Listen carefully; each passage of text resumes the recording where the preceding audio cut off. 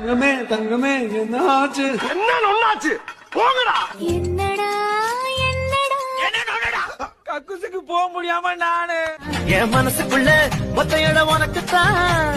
எனக்கா எனக்கா எனக்கா எனக்கா எனக்கா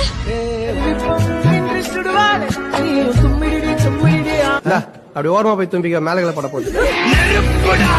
இனிமே நீ ரெடிமேடு.